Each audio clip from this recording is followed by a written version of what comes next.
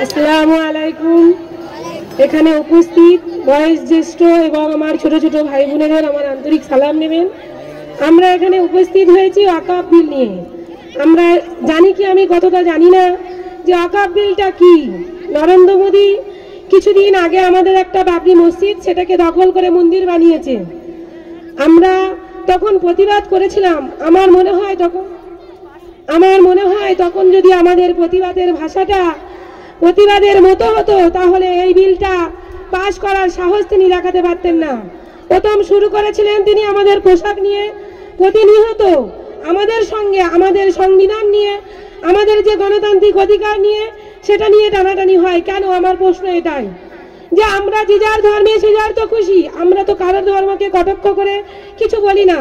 তারপরেও আমাদের পোশাক নিয়ে প্রশ্ন, আমাদের খাদ্য নিয়ে প্রশ্ন, আমাদের মসজিদ নিয়ে প্রশ্ন কেন?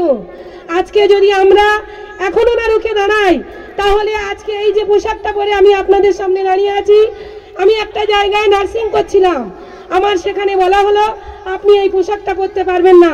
আমি সেই ম্যানেজারকে জিজ্ঞাসা করলাম, কেন? আমার এই পোশাকে আপনার অসুবিধা কোথায়? আমি এই পোশাক পরে বলছে আপনি এখানে ধর্ম পালন করতে আসেননি। আমি ম্যানেজারকে প্রশ্ন করেছিলাম, স্যার আমি এখানে ধর্ম পালন করছি না, আমি যদি আপনার কাজটা ঠিকঠাক মতো না করি তখন আপনি বলতে পারেন, আপনি আমার পোশাক নিয়ে বলার অধিকার রাখেন না। এই বলে আমি তার থেকে ইস্তফা চেয়েছিলাম। তারপরে তিনি আমাকে ভুল স্বীকার করে ডেকেছিলেন যে দিদি আমার এই কথাটা বলা ভুল হয়েছে। আমরা যদি প্রতিবাদের ভাষার মতো করে ঠিকঠাক করে করতে পারি, আমার মনে হয় না আমাদের এই জায়গায় এসে দাঁড়াতে হবে। ওয়াকফ বিলটা কি? ওয়াকফ বিল নিয়ে কেন এত সমস্যা, কেন এত তড়িঘড়ি আমাদের এই ওয়াকফ বিল নিয়ে?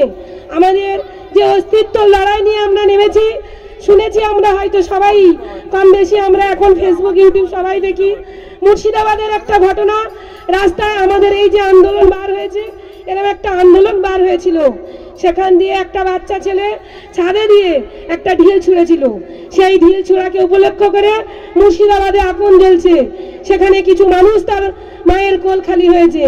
আমার প্রশ্ন একটাই যে আমরা ইসলাম মানে শান্তিপূর্ণ ধর্ম, সেই শান্তিপূর্ণ ধর্মে যারা বিবাদ ঘটাতে চাচ্ছে, শুধু মুসলিমদের অসুবিধা করছে না, আজকে এতগুলো মন রাস্তায় নেমেছে, এতগুলো মানুষ যে রাস্তায় গিয়েছে, কত মানুষের আসা যাওয়ার অসুবিধা হবে, কত গাড়ি যানবাহন অচল হয়ে যাবে। এতে লাভ কাদের? ওরা গদিই বসে আছে, ওদের গাড়ির পিছনে 5টা গাড়ি যায়, তারপরে ওদের গাড়িটাকে সাইড দেওয়া হয়। যত সমস্যার সম্মুখীন হয় আমরা সাধারণ মানুষ। তাই আমার সামনেই দুটো দেখতে পাচ্ছি, একটা মসজিদ, একটা মন্দির। আমরা যদি এইভাবে একে অন্যের পাশে থেকে বাস করতে পারি, তাহলে ওয়াকফ সম্পত্তি নিয়ে কেন প্রশ্ন আসবে? ওনাদেরও তো অনেক মন্দির, অনেক কি সম্পত্তি আছে। আমাদেরও পার্লামেন্টে কিছু মানুষ আছে, কোনোদিন তাদের সম্পত্তি নিয়ে প্রশ্ন তুলেনি।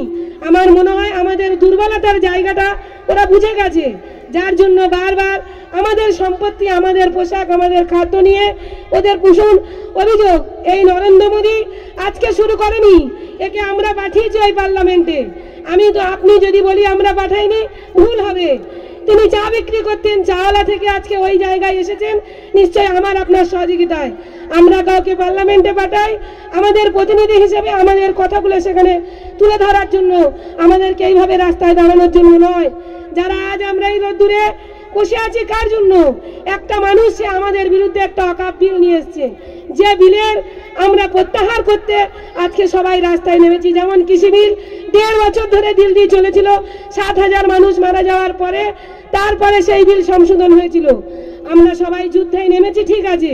একটা কথা ভাই সবাই মাথায় রাখবে, আমাদেরকে পথ ভ্রষ্ট করার অনেক চেষ্টা করবে, আপনারা কেউ প্রবচনায় পা দেবেন না। আমি আপনাদের ছোট বোন হিসেবে অনুরোধ করছি, আন্দোলনের মতো করুন, মাথা ঠান্ডা করুন, প্রশাসনের উপরে ভরসা রাখুন। কেউ যদি আপনাদের বিপাকে ফেলার চেষ্টা করে, আপনারা সেই প্রবচনায় পা না দিয়ে তাকে আইনের সহায়তা করে তাকে শাস্তি দেওয়ার ব্যবস্থা করুন, নিজেরা আইন হাতে তুলে নেবেন না। এই বলে আমি আমার বক্তব্য শেষ করলাম।